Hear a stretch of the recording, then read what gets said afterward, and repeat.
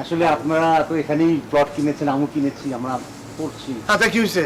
মানে আপনারা husband wife এত সুন্দর করে বসে এই বয়সে যে সাজিয়েছেন, মানে ম্যাচিং করে কাপড় পরেছেন, খুব ভালো লেগেছে। আপনাদের হাজবেন্ড ওয়াইফকে অনেক ভালো লেগেছে। আপনার ওই দিন দেখে আমি মনে ছিলাম যে ফাউল আপনি একটা, এই জন্য ঠাস করে একটা সর দিচ্ছিলাম।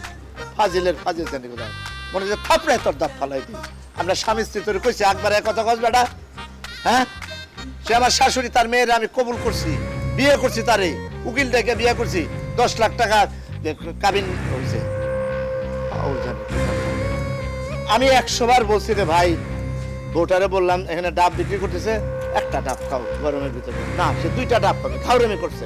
এখন ওয়াশরুমে ঢুকছে, 5 মিনিট 7 মিনিট হয়ে গেছে, বাইরে হইতেছে না, দাঁড়াই আছি।